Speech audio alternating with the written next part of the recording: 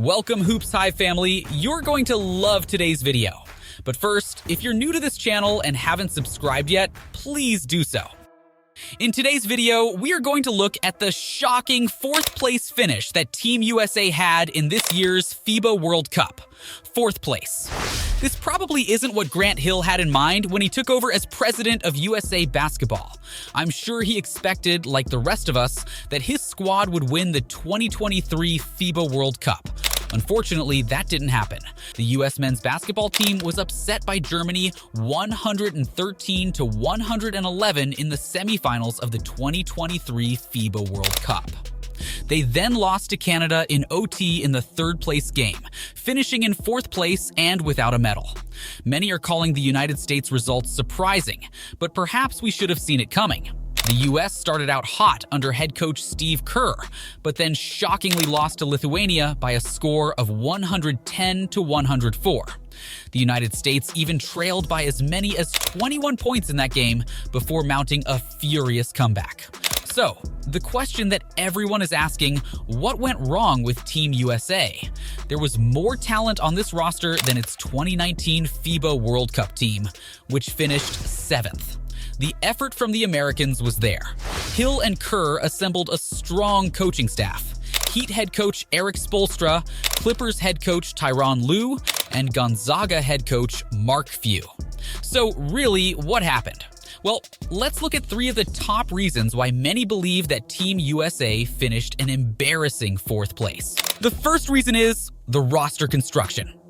Let's be honest, the United States didn't exactly bring their best roster to Asia this year. If Kerr had LeBron James, Kevin Durant, Anthony Davis, and Steph Curry in Manila, then we probably wouldn't be having this conversation about a 4th place finish. Although the superstars of the NBA did not play, the US didn't send their B team either. Back in 2020, Greg Popovich led the United States to a gold medal in the Tokyo Olympics with Durant, Damian Lillard, Zach LaVine, Jason Tatum, and Bam Adebayo. The problem is that this US roster lacked international play experience. They also didn't seem to intimidate anyone from a psychological standpoint, maybe because they lacked that star power that you would expect from Team USA. I mean, honestly, who would you rather guard if you're Germany, Austin Reeves, or Damian Lillard, Jaren Jackson Jr., or Anthony Davis? I think we all know what the answer is. The second reason why many believe Team USA finished in 4th place is a lack of size. This was a huge weakness throughout the tournament. Jaren Jackson Jr. and Bobby Portis were solid selections, but both are best suited as stretch 4s. Walker Kessler was the only traditional big on the roster, but he only saw an average of 6 minutes per game. Other countries still rely on traditional centers, and they aren't afraid to create mismatches down low. Other teams realize this and expose the US squad's weakness. Jackson Jr. is the NBA's reigning Defensive Player of the Year, but even he was consistently in foul trouble trying to stop bigger and stronger traditional centers in the post. The lack of size severely hurt the United States on the boards.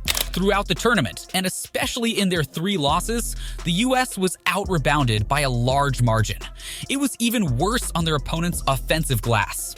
The United States gave up 16 offensive rebounds to Lithuania and 12 to Germany in their losses. That's never going to be a recipe for success. The roster that was constructed for Team USA was more in line for the modern NBA game. They had plenty of talented perimeter players who were solid on both offense and defense. But unfortunately, as we saw this year, that alone doesn't necessarily work in the international game.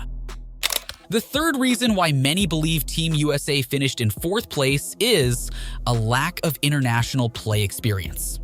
If the fans had a choice to choose between seeing a high-scoring, up-tempo game that allows the best players to freely display their skills, or a Knicks Heat game from the 90s where each team struggled to reach 80 points and was more of a slugfest, sometimes literally, than a basketball game, I know. Most fans would rather watch today's NBA style of play. It's good for offense. It allows players like Steph Curry and Kevin Durant to display creativity on the court. Is that more entertaining than watching Alonzo Mourning and Patrick Ewing battle in the post? Sure, The international game is played a bit differently than the NBA though, especially on defense. You can be more physical in international play. Foul calls aren't as easy to come by in FIBA, although I'll admit the FIBA officiating wasn't very consistent in the World Cup. A lack of international play experience hurt this young US squad. Fouls that were a given in the NBA weren't often called during the World Cup. On the flip side, the game is officiated differently on the defensive end in FIBA play. The young Americans seem to struggle with that, especially Jaren Jackson Jr. Defense and physicality in the NBA have seemed to disappear in recent years. The young US roster is used to the way the NBA game is played and officiated. The game has shifted in heavy favor to the offense. If the NBA were to allow a slightly more physical game and be a little more lenient on defense, it would also better prepare NBA players for the international game.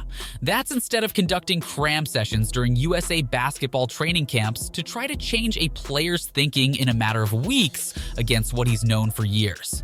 USA basketball also needs to do a better job of getting its squad experience playing with the same guys.